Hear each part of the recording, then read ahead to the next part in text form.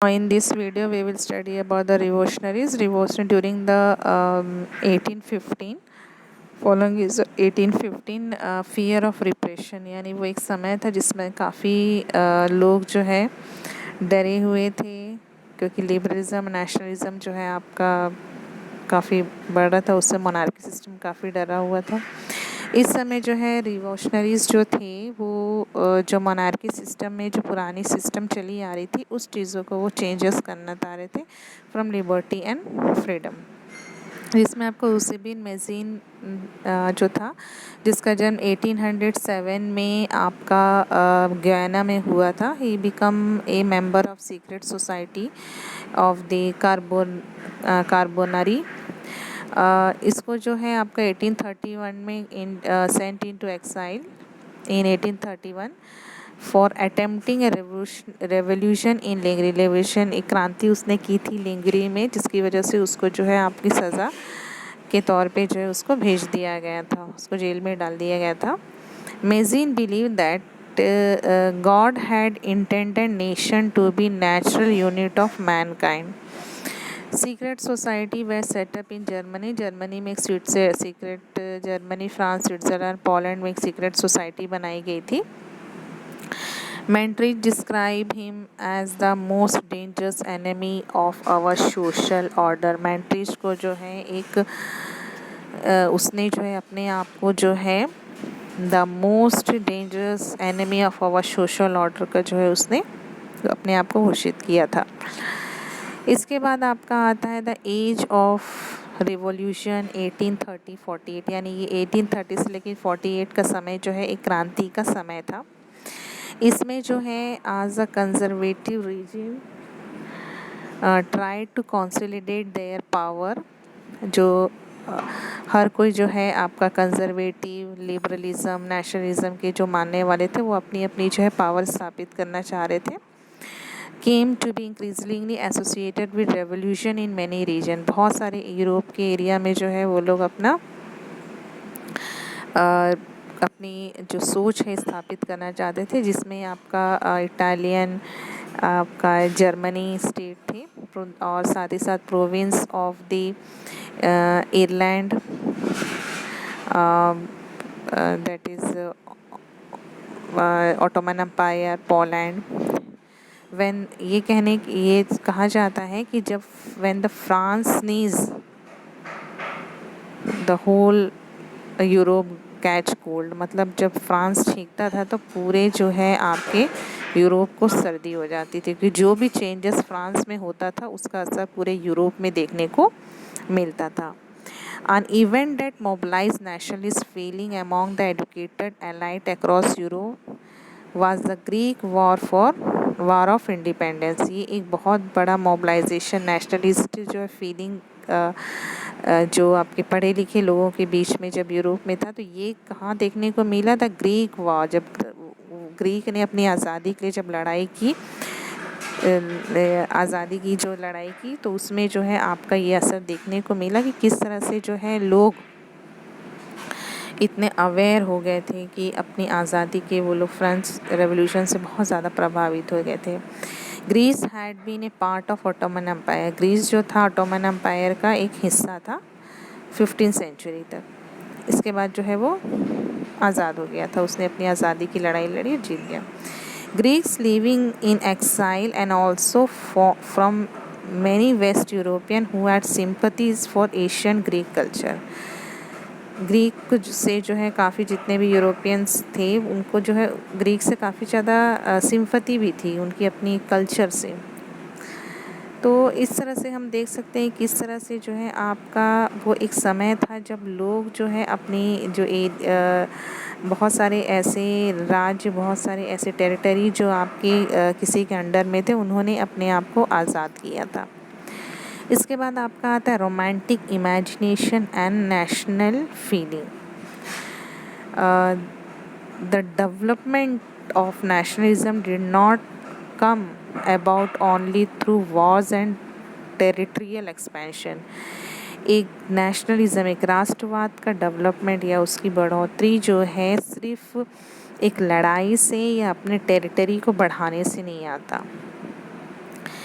Culture जो है एक बहुत बड़ा रोल निभाता है, जिसमें जो है आपका आइडिया ऑफ नेशन यानी राष्ट्र की एक भावना को उभारने के लिए या लोगों के अंदर उस चीज़ को शुरू करने के लिए, उस भावना को जगाने के लिए जो है आपका कल्चर जो है बहुत ही इम्पोर्टेंट रोल निभाता है, जिसमें आपका लोग आर्ट के ज़रिए, पोएट्री के ज़रिए या स्टोरी के ज़रिए या म्यूज़िक के ज़रिए है लोगों के अंदर नेशनलिस्ट की फीलिंग को शेप देता है। इसके लिए हम देखते हैं रोमांटिज़म क्या है। एक कल्चर मूवमेंट, रोमांटिज़म का मतलब culture movement which sought to develop a particular form of nationalist sentiment. मतलब एक ऐसा मूवमेंट, एक ऐसा कल्चर मूवमेंट चलाना जिसमें जो है लोगों के अंदर एक पर्टिकुलर फॉर्म ऑफ नेशनलिस्ट राष्ट्रवाद की सोच को बढ़ाना है। That is called a romanticism. Romantic artists and poets generally criticize the glorification of reason and science and focus instead of emotion, institution and mythical feeling। जो रोमांटिक आर्टिस्ट होते थे, artist means जो पोएट्री लिखते थे या जो painting बनाते थे या जो म्यूज़िक या ड्रामा जो भी राष्ट्रवाद से रिलेटेड जो लोग बनाते थे, वो लोग जो है साइंस की तरफ यानी साइंटिफिकली नहीं सोचते थे, उसकी जगह वो लोग इमोशनली या मिथिकली फीलिंग्स के ज़रिए जो है उसको लोगों तक उस विचार को भेजते थे।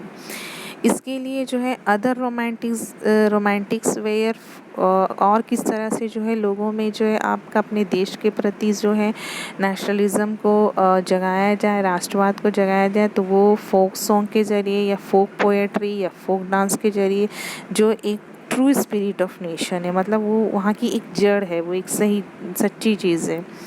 National feelings were kept alive through, और कैसे इसको जागा, जैसे हम लोग नेशनल म्यूज़िक होते हैं, अपने नेशनल लैंग्वेज होते हैं, उसके ज़रिए जो है नेशनल फीलिंग्स को जगाया जा सकता है। Karol Kurpinski celebrate the national struggles through his operas and music. जो कैरोल्स के लोग, तो वो लोग जो है अपने नेशनल स्ट्रगल की जो है उसको जो है स्ट्रगल यानी अपने संघर्ष को जो है एक म्यूज़िक के ज़रिए, है ना, turning folk dance like a polonaise and mazurka into a nationalist symbol. अपने डांस को ना जो है, अपने फोक डांस को जो है उन्होंने जो है एक नेशनलिस्ट सिंबल के रूप में उन्होंने उसको चेंज कर दिया। लैंग्वेज भी जो है एक बहुत ही इम्पॉर्टेंट जो है नेशनलिस्ट सेंटिमेंट को जगाने में बहुत बड़ी भूमिका निभाता है। Russian language was imposed everywhere. Many members of clergy in Poland began to use language as a weapon of nationalism। यानी वहाँ के लोग जो है लोगों में राष्ट्रवाद की भावना लाने के लिए जो है वेपन की जगह यानी हथियार की जगह उन्होंने एक भाषा का इस्तेमाल किया था। मतलब हर व्यक्ति जो है वही भाषा बोलता था, जिससे ये समझ में आ रहा था कि किस तरह से जो है वो लोग यूनिटी में है, दे आर यूनाइट, मतलब वो एक भाषा के नीचे, यानी they are the citizen of one nation. जिसका रिज़ल्ट ये रहा कि a number of priest and bishop were put in jail. जिसके ये हुआ कि जितने सारे बिशप जो आपके प्रीस्ट जो चर्च के पादरी वगैरह थे उनको जेल में डाल दिया गया और sent to Siberia by the Russian authorities as punish for the refusal to preach in Russian। क्योंकि वो लोग जो है रशिया भाषा में जो है आपका रशिया में जो है रशियन लैंग्वेज को जो है आपका बहुत नेशनल लैंग्वेज के रूप में लोग मानने लगे थे और सभी यूज़, और उन्होंने जो है रशियन लैंग्वेज में जो है पूजा कराना या चर्च में जो है कहना जो है छोड़ दिया था, तो जिसकी वजह से उनको पनिशमेंट दिया गया। रशियन लैंग्वेज रशियन कानून के तहत अथॉरिटीज़ के तहत जो है उनको पनिशमेंट दिया गया। इसके बाद आपका आता है